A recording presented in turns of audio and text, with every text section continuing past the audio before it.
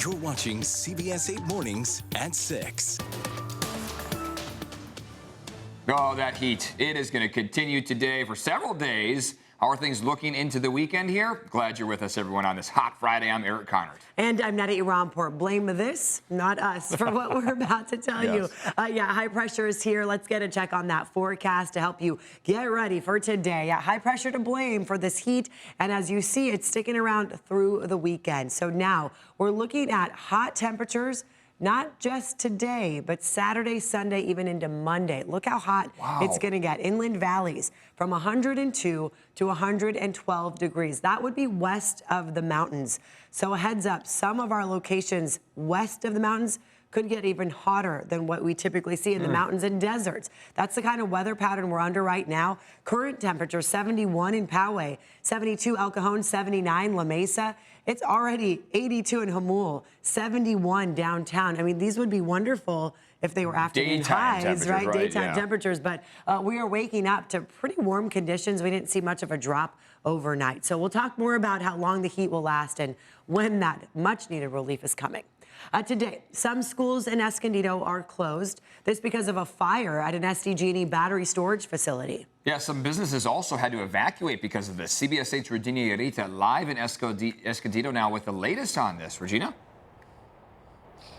Yeah, guys, good morning. I can tell you that right now, no injuries have been reported and that fire has been maintained, at least in that facility. What I can tell you, though, is that nearby schools have been canceled today because we're talking about possible toxic fumes from burning lithium batteries. So let me show you a list of some of the schools that have actually canceled class today. We are in front of Del Dios Academy. That is, they have canceled classes. Carolyn Gilbert Education Center and Rock Springs Elementary. We know that Limitless Learning will only offer virtual classes this morning. But let's get to some video here to kind of show you what the facility looked like as those flames emerged yesterday afternoon. This is the SDG&E yard located on Enterprise Street at Escondido.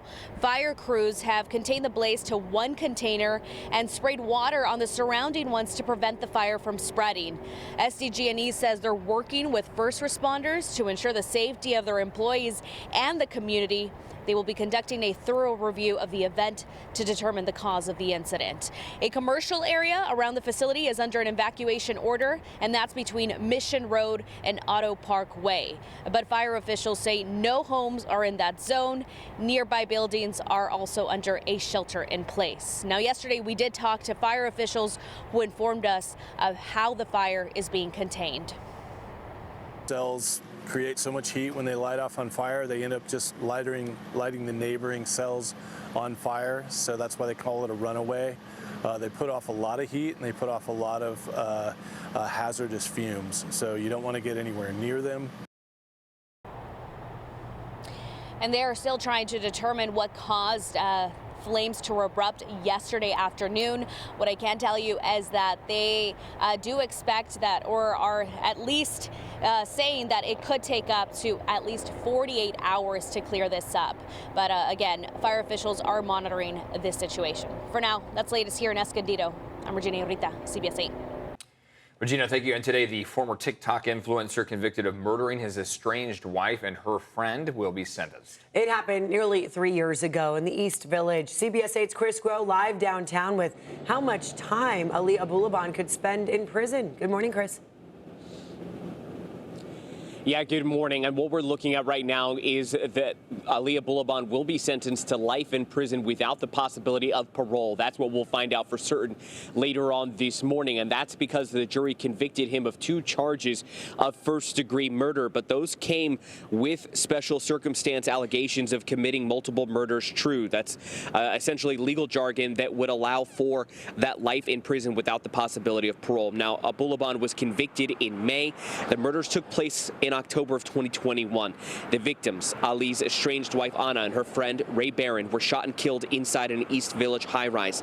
The trial took a month, included 3 days of chaotic testimony from Bulaban himself. The prosecution presented evidence that the relationship between Ana and Ali was tumultuous and that he was controlling and jealous. The defense tried to paint Ali as a drug user who was struggling mentally because of the substance abuse, but also because his marriage was falling apart and that this was a crime of passion. Now, of course, those charges of first-degree murder say that this was premeditated and that he was convicted of those. That is also part of the reason why he is facing life in prison without the possibility of parole. We will find out more at today's sentencing hearing, which will take place at 9 a.m. Eric and Netta. Chris Groh, thank you for that. Of course, we'll have updates later today. And this just in, the U.S. economy added 142,000 jobs in August. It's up from just 89,000 in July. So this is all according to the Labor Department.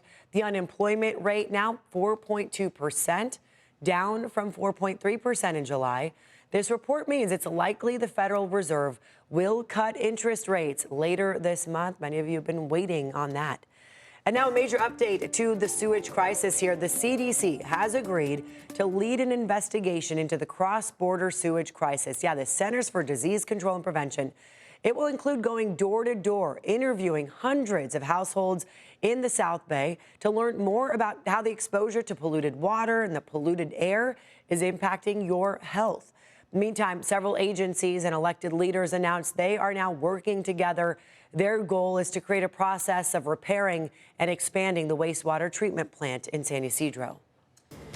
Well, that hot weather certainly not letting up today. In fact, can be a little hotter in some locations, if you can believe that. Extreme heat is responsible for more deaths every year than any other weather-related event. So be sure to watch out for heat exhaustion here. We want you to stay safe. Also be careful, heat stroke. You can avoid all this overexertion and staying hydrated. That's the way to combat this. The county has several cool zones with free air conditioning. Across the city of San Diego, 12 rec centers are cool zones, as well as all San Diego public libraries. Coming here all summer is honestly like such a good environment for her. I feel like her coming to the library has helped her a lot, to make friends and not be less shy. And I mean, it's super hot outside. I don't want to go to the park. Yeah, there you go. Make some friends, read some books, and stay cool. I like that idea. If you want to take your pet to a cool zone, you have to check each location because some do not allow animals. But did you know this? All Petco stores across San Diego County are cool zones. In fact, their chief veterinarian told us that the signs of overheating and dehydration in dogs can include panting, drooling, weakness, deep or rapid breathing, along with disorientation and vomiting. That's why you're encouraged to head out there to those Petcos.